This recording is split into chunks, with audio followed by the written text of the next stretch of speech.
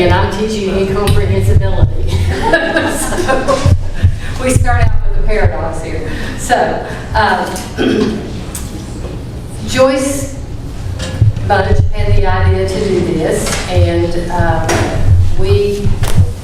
she talked with me and several other people about it, and she said, now I'll come up with all this stuff, I just need teachers. And so she did. She gave each one of us a big packet of information, and being the kind, wonderful person she is, she made the font real big. So when you started reading through it, it wasn't the massive volume you thought it was, but it was good stuff. So I have to give credit to Joyce for doing this. There are little trifold things on the table if you want to take notes for each of the ones in the series. So if you don't have one, there's some up front here. All right, so what does incomprehensible mean to you? Don't think God yet, just think life in general. What's incomprehensible to you? You just can't do it. Unable to understand. Unable to understand? Can't put your hands around it. What? I don't know. He doesn't know. Yes. Okay, give me some examples. Human, once again. We'll get to God in a minute. The universe, the fact that these stars are like billions and billions, I can't, it's incomprehensible. Everybody hear the universe, that it's just incomprehensible that it's so vast and so big and it still all works and things don't just go flying random through the sky. Yes, it is incomprehensible. Sometimes when I read my insurance policy, it's incomprehensible. When we went to Nicaragua, they told us all to check our insurance policies to see if it covered us out of the country and that kind of stuff. And I'm reading, and finally I just picked up the phone and called them and said, I want to make sure. And it did. It worked. So that was good. And luckily we have people around that do understand those things for us. All right. I have an example. I was a teacher for over 35 years. In the last 13 years of my teaching career, I taught social studies at Huntington High School. And students have various levels of abilities, and there were several kids through the years that would give you answers to things that were just incomprehensible. So, now I have a method, and I'm sure most teachers do, for grading. When you grade papers, those P's get me every time.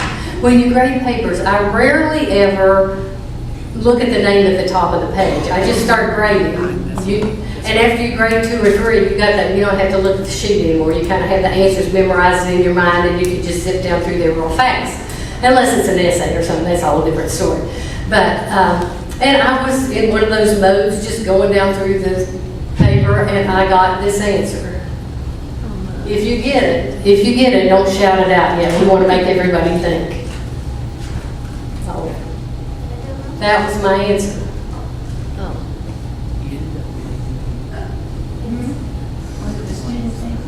That was the kid's answer to the question. I taught social studies, remember, not English. So we're not talking vowel and consonant sounds here. So here was the question. What organization was used? Now do you get it? What organization used the court system to gain civil rights? Shall we go back and look at it again? I looked at it, got this look on my face and thought, oh my gosh. I went back and read the question. I looked at it again, and then I said it in my mind. Oh my goodness. I want to see it again. Oh, now how do I answer? End of lazy P. Oh my gosh. Now, I have students that were special ed, and a lot of special ed students have, well, a lot of students have difficulty spelling, and some kids are auditory learners as opposed to visual learners, and so I always tried to do a lot of discussions and things that you heard, because I knew a lot of my students learned that way. But they had seen NAACP in writing before, and I even explained what the letters stood for, and that kind of thing when we first started. Maybe this girl was absent that day, I don't know. But anyway, when I saw that, then I just burst out laughing. And so I looked at my co-teacher, and I handed him the paper. I said, read number 3 or whatever number it was. And he read it. He looked at me and I said, say it out loud. And then he burst out laughing too. So anyway, sometimes things are incomprehensible until you know the person. And if you know that person, they become more understandable. Now, I had another student. This one was a guy. I had to do a male and a female example, so you all would. I had another student who, and a lot of special ed kids a lot of kids don't have good fine motor skills, so their handwriting is kind of atrocious. And kids almost virtually always print now. They don't use cursive writing. And spelling's not real good, punctuation's not real good. Well, I had this one student, fine motor skills were not in his wheelhouse at all. And when he just wrote letters, one after another, across the page. I mean, if he wrote an essay, it would be this long, and it looked like all one word. He didn't capitalize anything, he didn't put a period, he didn't do anything. So you have the advantage of the letters are typed, not handwritten. But see if you can make heads or tails of the first statement here.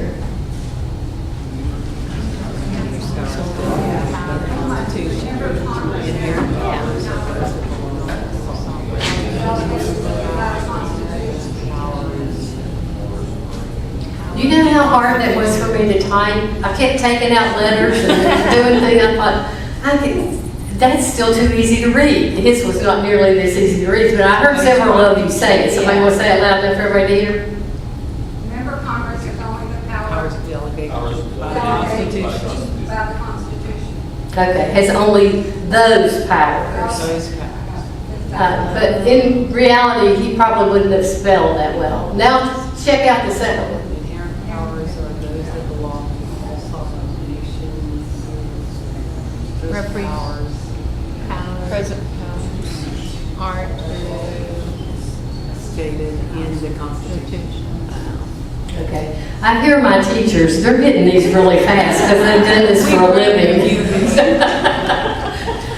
Inherent powers are those that belong to all sovereign nations. Express powers are those stated in the Constitution, is what that says. I used to talk to this young man and I'd say, when you finish a word, just put your finger down and then start the next word. Just give me a little space between the words. I can live with the misspellings and the, no capitalization, but if you just give me a gap every now and then. Well, then he would, but it would sometimes be in the middle of a word, so it didn't really help all that much. But anyway, some things are incomprehensible, but once you know the person, it's better. So, this is the Webster definition of incomprehensible. Go back to the ACP. What in the world did that mean? NAACP. NAACP is what it was supposed to be. Oh, gosh. That was incomprehensible. That was incomprehensible. Good. See, I got good examples. Okay, incapable of being understood. That's what you all said. Unintelligible. That was kind of those last two sentences, right? Unknowable and unfathomable. We're getting into God territory there. Unknowable, unfathomable, the universe. And this was an archaic definition, but I still think of incomprehensible as being limitless and boundless. It's bigger than what we can imagine. And let's face it, God is bigger than what we can imagine. So, what are some ways that God is incomprehensible? Just shout out some things.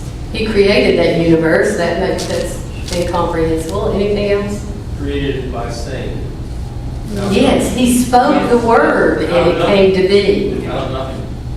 There's nothing there. He breathed there. Just breathe. He breathed life into humans, yes. How could he always be? Yeah, he always has been and always will be. And he knows everything about every person that's ever lived on this earth, and he loves us. Anyway. Yeah. Yes. I mean, every person all over the world, every thought, every deed, that's, Yes. I'm amazed on praying the pole week day they have at schools. It's usually in March sometime, and you meet around the flagpole, and this is supposed to happen all over the country, maybe all over the world. I don't know how far it is. But all over the country, there are high school kids and junior high kids and elementary kids around their flagpole at their school praying all at the same time, and God hears it all. I'm in a crowded room and I'm trying to talk to the person across from me, and I can't hear half of what they're saying. As you get older, those things happen to you. But anyway, yes, that all-knowing, no space and time. God's everywhere at once. How can he be everywhere at once? That sounds why some people don't believe in it. This is Yeah. improbable. And he still loves them too. And that to me is fascinating. I'm not teaching love, that's Steve's turn. But that God is all-knowing, that God is not bound by time or space. He's everywhere. All right, so part of the material that Joyce gave me asked the question, why is God incomprehensible? Anybody have any ideas before I give you this brilliant man's thoughts? Why is God so incomprehensible? Because he's God and we're not. yeah. Because he's God and we're not. And that's basically what the first one said. God is incomprehensible because, oh, I'm sorry, I forgot this part. These are some scriptures I found, and I'll use several of them again later, but we'll just look through them real fast. This is in Psalms 145, verse 3. Great is the Lord and greatly to be praised, and his greatness is unsearchable. Isn't that the response we should have? God's incomprehensible, and so we should praise him because he's beyond our understanding. The next one's from Isaiah 55, verse 8 and 9. And this is a familiar one. You probably know this one. For my thoughts are not your thoughts, neither are your ways my ways, declares the Lord. For as the heavens are higher than the earth, so are my ways higher than your ways, and my thoughts than your thoughts. Any thoughts about that?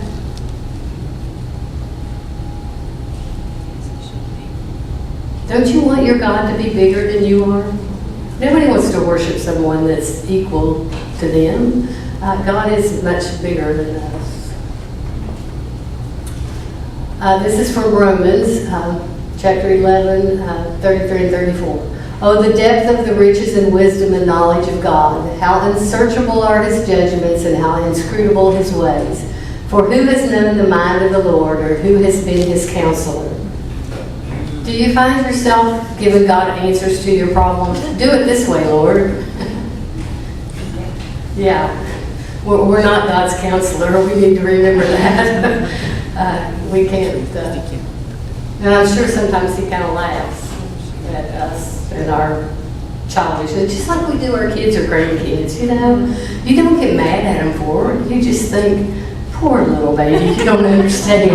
You know? And I think God does that to us. And this is a conversation Job and his friends had, and now it's separated by a few chapters, but I picked out the part about God being unknowable. Job says, can you fathom the mysteries of God? Can you probe the limits of the Almighty? We can't, he's saying. And his friend, and I forget which one it was, I couldn't pronounce his name anyway, so his friend answers a few chapters later, behold, God is great, and we do not know him, nor can the number of his years be discovered. We don't even know how old God is, you know. It's beyond us. Okay, so the first reason God is incomprehensible is that because God is infinite and his creatures, us, we are finite. By definition, creatures depend on their creator for their very existence, and we, the creatures, are limited. Yet God is without limitations in any of his qualities. His love is limitless. His grace is limitless. His mercy and his wisdom, they're all without limits. So all of God's attributes are boundless, limitless. God fills all of time and space, and yet is not limited by the laws of time and space. Someone once described Revelation as a picture of the world all the time, throughout history. You take a stick and you stir it up, and that's what Revelation is. The book of Revelation, I thought, now that makes it make more sense to me. But God is not, he's not bound by time and space like we are. He has no beginning and no end. One verse in Psalm 97:2 says, clouds and thick darkness surround him, and yet we read in 1 Timothy 6:16 that it says, God, the blessed and only ruler, the King of kings, the Lord of lords, who alone is immortal and who lives in unapproachable light, whom no one has seen or can see. So God is described as hidden in darkness and then being in unapproachable light, and both of them are true. Partially because we can't see it all, so God appears dark to us, but he is truly unapproachable light. So no matter how we try, this created creature, infinite, finite gap will always exist between us and God. Remember, Isaiah said, speaking about God, from God, for my thoughts are not your thoughts, neither are your ways my ways, declares the Lord. For as the heavens are higher than the earth, so are my ways higher than your ways, my thoughts than your thoughts. God is bigger than us. Anybody want to comment on that one? We'll give you time later to comment again if you have something. The second one is that the perfect unity of God's attributes is far beyond the realm of human experience. We know God is a God of love, but we read scriptures where God talks about his wrath, the wrath of the Lord. So God's love, God's wrath, God's grace, God's justice, God's holiness, God's patience are all continually functioning in a perfectly integrated and yet infinitely complex way. You know, I can be mad at somebody or be upset and I can't handle anything else that day. You can or can't? I can't. Okay. Joyce says if she's mad at somebody over something, she can't handle anything else that day. Well, it interferes. It interferes. But he does all that. But he does, yes. God's able to do all that. And love us through it all, even when he gets so mad at us. Yes, and it's outside our human experience to be able to do all of that perfectly, harmoniously together. We can't grasp the fact that God's love and his justice work in perfect unity with each other. It's beyond our comprehension that God's grace and his wrath function together. The best way to describe it is a parent-child relationship. As a parent, we sometimes discipline our kids, and they don't know why. They don't understand. I mean, they know what they did was wrong, but they don't understand why they're grounded for a week or why they have to sit in a chair for 5 minutes, whatever, depending on how old they are. My grandkids, I babysit, Harlan's in school now, so I just get him on occasions, snow days and that kind of thing. But Harlan's 6, Everett's 5, and Boyd is 2. So I babysit the 2 younger ones now. And if they get in trouble, you put them in timeout. Boyd 2 minutes, Everett 5 minutes, a minute for each year they are old. But when they calm down, I always talk to them about what they did wrong and why they did it. But somewhere in there, I always say, I love you too much to let you act this way. You're not that kind of kid. And it seems to make a difference to them to understand that I didn't do that because I was mad at them. They didn't have to sit down because I was mad at them. I did it because I thought you were going to kill your brother and I wanted to keep you. And Harlan was out the other day because they had a snow day and we didn't. And he's, 5 years older than his, or 4 years older than his younger brother, so he's, about ready to kill him. And I'm going, you don't understand how much stronger you are than him. You can't, I know he punched you, but you can't sock him with all your might. You're going to, and so I explained the scenario. If you knocked him over and he hit his head on the table and I had to take him to the hospital to get stitches, wouldn't you feel bad? And he's going, yes. So I try to use logic, but sometimes God can't always use logic with us because we can't understand it yet. But like a child obeys their parents just because, sometimes we need to do that as well, even though we can't understand. The next one. I think too, God allows us to suffer our consequences for our actions too. Because we learn from that too. Yes, God allows us to suffer the consequences. He forgives us, but He allows us to suffer the consequences. Sometimes as parents we need to do that too, and it's so hard to do. You want to bail them out every time, but sometimes the best thing is to let them do their detention at school. Don't go, because they did whatever they did. It's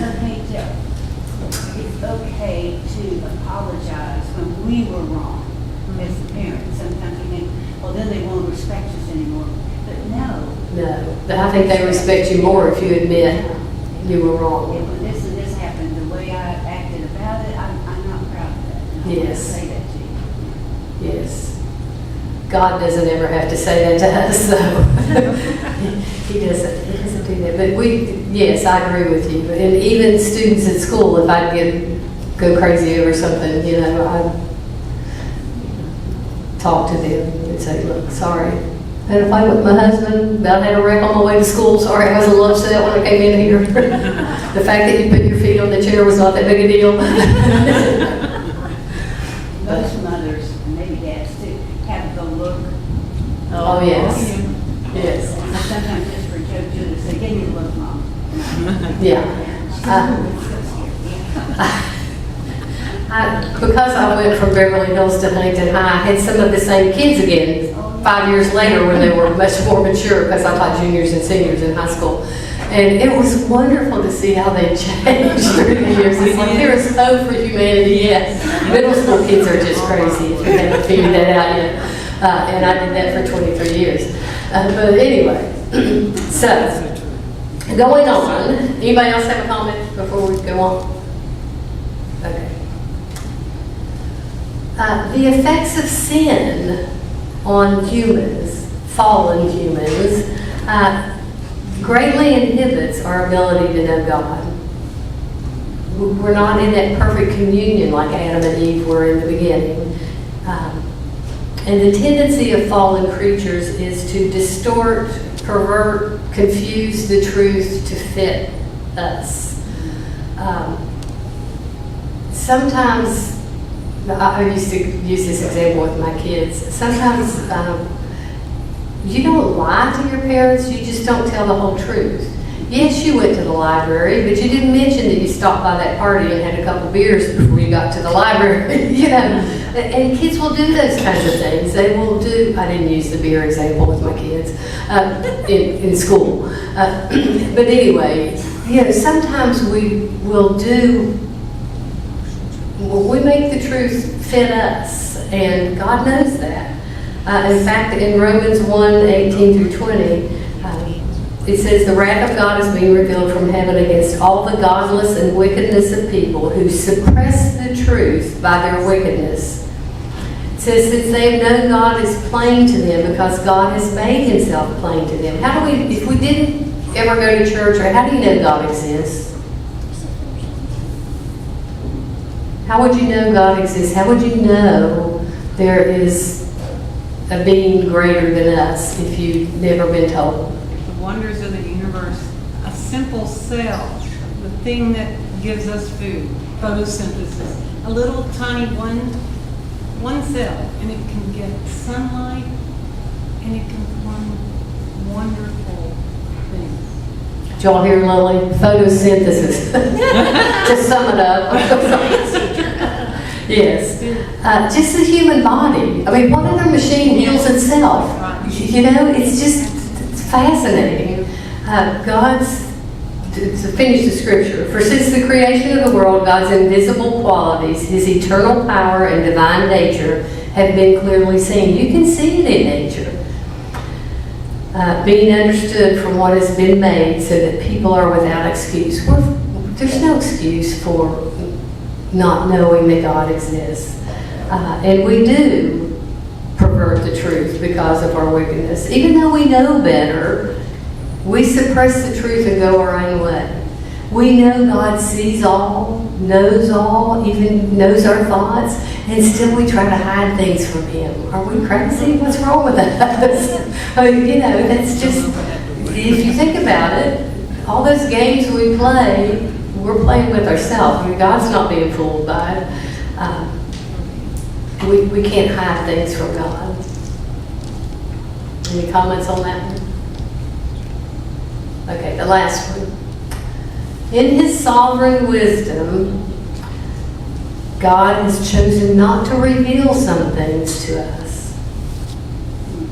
Deuteronomy 29:29 says, the secret things belong to the Lord our God, but the things that are revealed belong to us and to our children forever, that we may do all the words of the law. God is still going to be a mystery. We're not going to understand everything, partially because we're incapable of understanding the universe. You know, it's beyond our ability. But he gives us enough to know how to follow him. He gives us enough to know how to be his disciples. Some people label God as unloving by not telling us, by withholding information from us. Yeah. Don't you think God doesn't want us to know everything, that he wants us to try to make realize what he has done, to realize what is going on or such? Yeah, God doesn't tell us everything. And let's face it, do you want to know when you're going to die? No. You're born January 5th, 1955. Do you want to know that you're going to die date 35 or whatever? I'm not going to win that one. But anyway, you know, you don't want to know some things. Yes. Okay. But God gave us Jesus Christ so that we can know him through Jesus. Yes, we'll get into that. But yes, no, that's fine. That's good. You're thinking ahead. I like it, Joyce. Yes. There's things like the Tower of Babel, and became overconfident, thought they knew as much as God, and you realize, you know, scattered people who speak their language and stuff like that. No, he doesn't want us to think that we're equal or higher. Yeah, and we tend to go that direction. When we get good at something, we seem to think, you know, that's it, we're all that. God does withhold some things from us, partially because we can't understand it, and partially for those reasons that we don't get the big head and think we're bigger than God. Once again, think about a parent-child relationship. Children don't necessarily understand why you tell them no to whatever request it is. And they don't need the lengthy explanation either. Not that they would fully understand it. But in the same way, we're unable to understand the complexity of God's reasoning. So that kind of contributes to his being incomprehensible. So there's all four of them together. If you're taking notes and missed them, I'll leave it up there for a second. Or if you have a comment about any of them. I turned mine on silent. It's not my phone. I always worry about that. One time during a business meeting, I was up here giving my report, and Doug, my husband, called me to tell me that they'd closed school for the next day. In the middle, I said, you knew where I was and you knew what I was doing. Why did you call me? You could have told me when I got home. But anyway, so. Incomprehensible. He's, yes, incomprehensible. Well, I think sin probably is the biggest reason we don't know him any better. Yes. I think if we, just like with anyone, if you spend more time with them, you'll get to know them better. And if sin separates you and you're not honest, you're not going to understand him as well as you could. True. Sin does, I think you're right, it is the big thing that separates us. If you read Genesis, Adam and Eve weren't equal with God by any means, but there was a better relationship there until the fall. So, I agree with you, Joyce. So, all of this is not to say that everything about God is a secret and we can't understand anything. He is incomprehensible, but it's more along the lines that we really lack the capacity to understand it properly. Consider some of the difficult concepts, theological concepts. The Trinity, the virgin birth, the incarnation, the resurrection.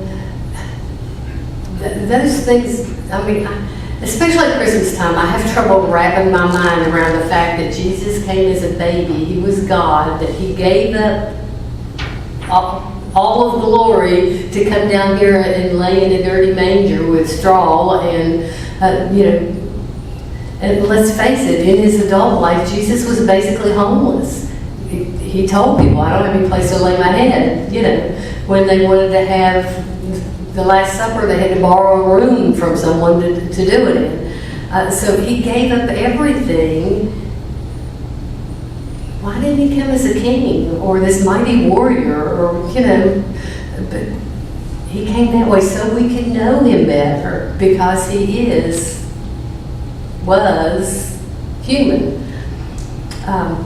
So we don't have to understand these concepts to accept them by faith and to believe God. Okay, let me catch up with my notes here.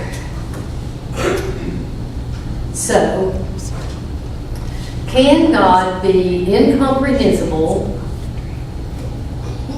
Oh, I forgot this question. If God is incomprehensible, and we've kind of established that, why bother to try to know God? Why waste your time? You're not going to know it all anyway. The journey is part of what the experience is. The journey is the experience that we're to learn from. Well, and he made us in his image. He gave us a mind and a heart. Yes. He made us in his image. He gave us a mind and he gave us a heart. And we're kind of led to believe that it's similar to God's because we're made in his image. Not as great as he is by any means, but... Donna, do you think that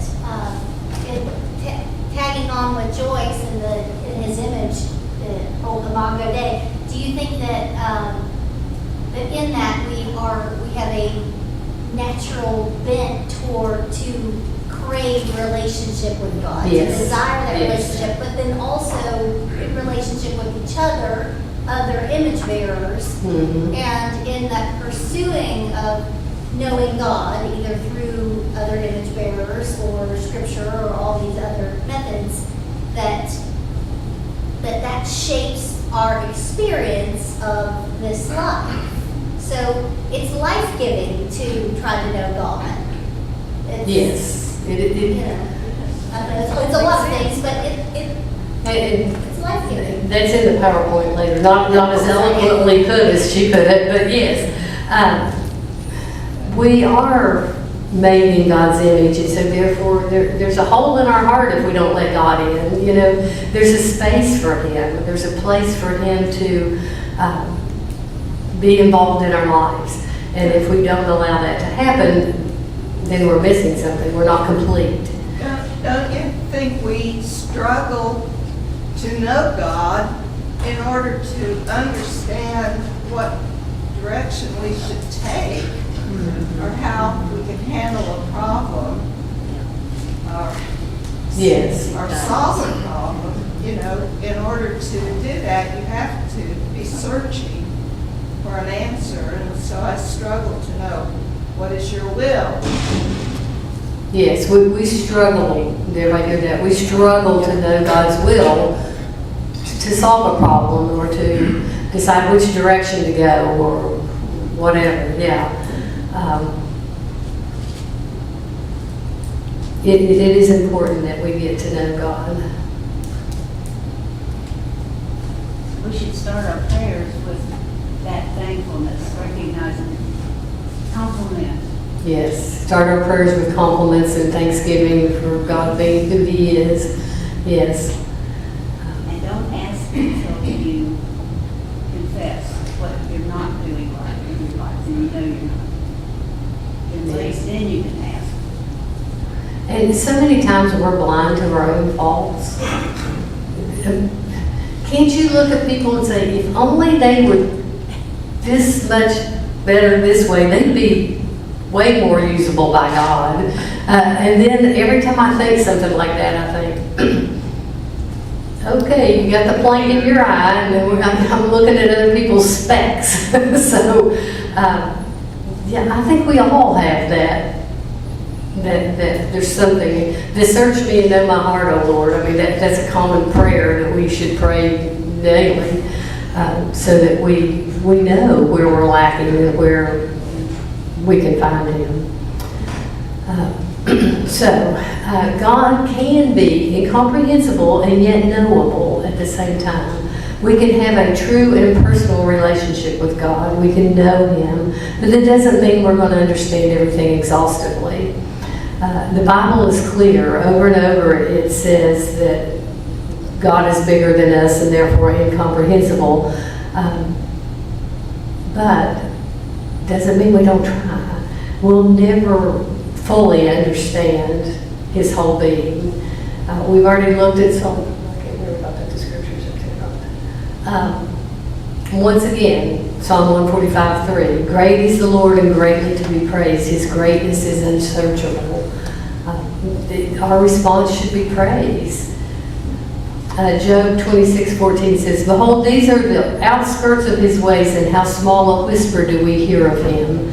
But the thunder of His power, who can understand? There's the tiny little piece we see. God often speaks to us in a quiet voice, but He can thunder, and we need to know that.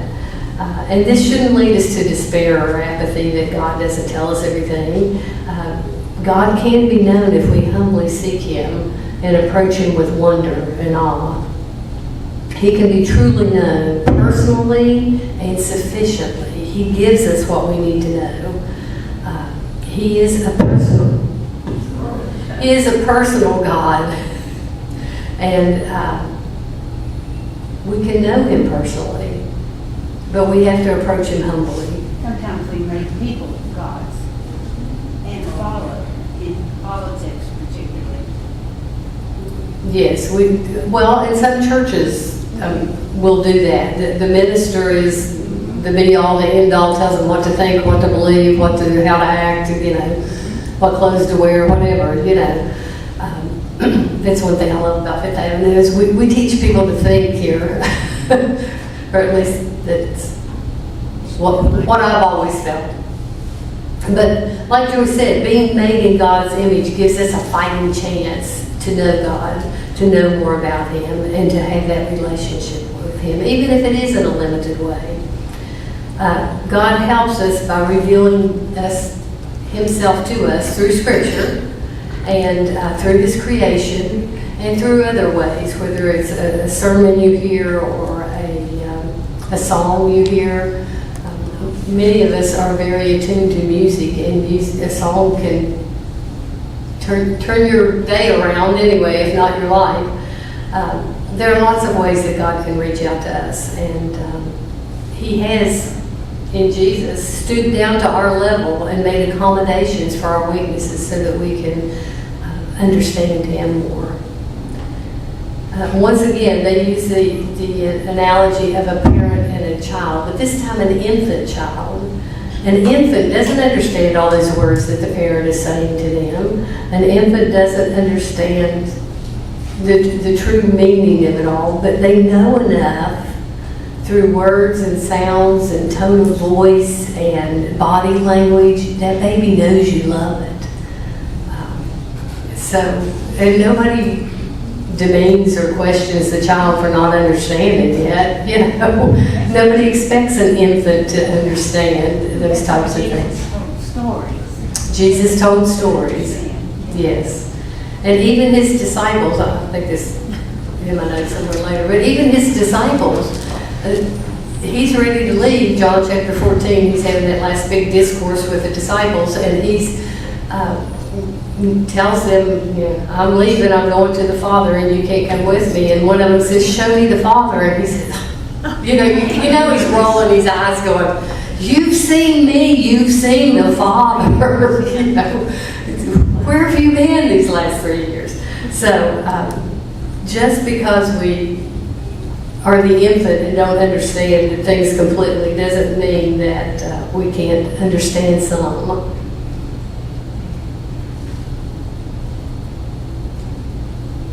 God does reveal Himself to us. He presented Himself through Jesus. And when Jesus was here, God had a body. He had face, He had hands, He had feet. He looked directly into Peter's eyes. He spoke directly to John. He ate food with His disciples. He lived with him day in and day out for 3 years. He taught them about God. He showed them God through His actions. And John at the end of his gospel says, this isn't the whole story. We couldn't put it in volumes and volumes if we did, you know. Though it doesn't describe God completely, it does make sense to us. We as humans can understand more about who God is by looking at Jesus. So it makes us able to understand Him more. So He showed us Himself through Jesus so that we could grasp His goodness, His power, His awesome love. He did it to draw Him to us to Him, that we might trust Him and pursue a relationship with Him. Just because we can't fully and exclusively understand God doesn't mean we can't fully and completely trust Him. John 17, verses 6, and I've skipped around and got to 25. I have revealed you to those whom you gave me. This Jesus is praying during the Last Supper. He's saying a prayer. And He's talking to God. I have revealed you to those whom you gave me out of the world. For I gave them the words you gave me, and they accepted them. Righteous Father, though the world does not know you, I know you, and they know you have sent me. I have made you known to them. That was His purpose, and that's what He did. Even though they didn't grasp it all, some of them, until after Jesus died and resurrected, and then it's like, you know, things are clicking then and making more sense. But there is a peace in accepting that we don't know it all.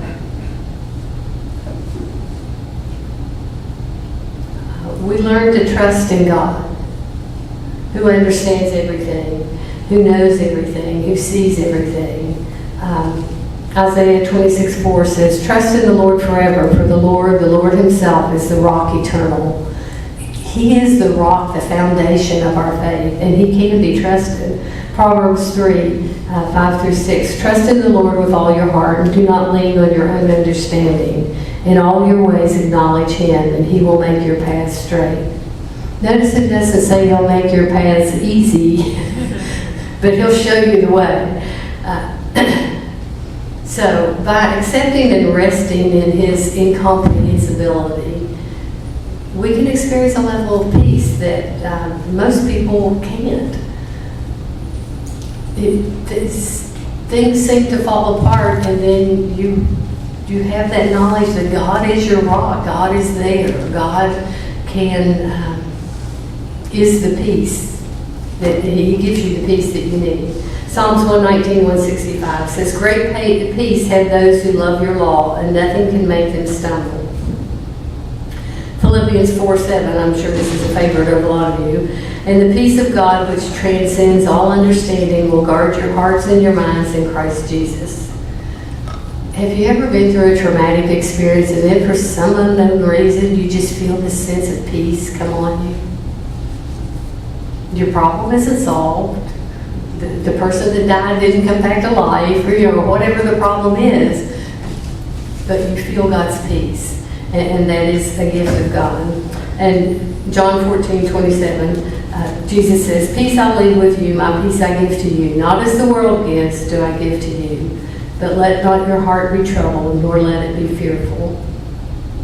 Jesus knew what those disciples were going to face. He knew what was coming around the corner, and He gives them this word. And finally, in John 16, Jesus says, "These things I have spoken to you, that in me you may have peace."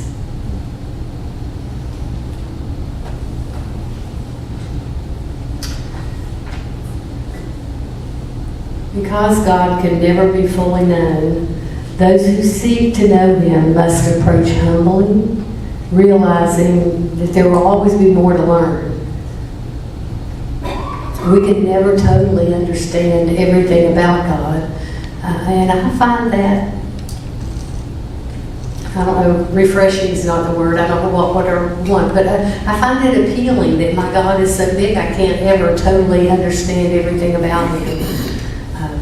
The more we seek God, the more He will be revealed. He will reveal Himself to us. The more we'll understand. Just like that example of my students, that those answers were incomprehensible. The more I got to know those students, the more that it made sense. And by the way, the girl got credit for end of lazy pity. Because I thought that's what she heard. And she spelled it right. But anyway. The appropriate response to God is always a heart of wonder and awe in the light of His incomprehensible greatness. And we'll finish with, "Great is the Lord and greatly to be praised, and His greatness is unsearchable." Psalms 145:3. Our God truly is an awesome God. I think that's someone. Yes. And now you all can sing. You don't want to hear me sing. Okay, that's it. Thank you all. Any comments, questions? I thought it was wonderful. Thank you. Thank you.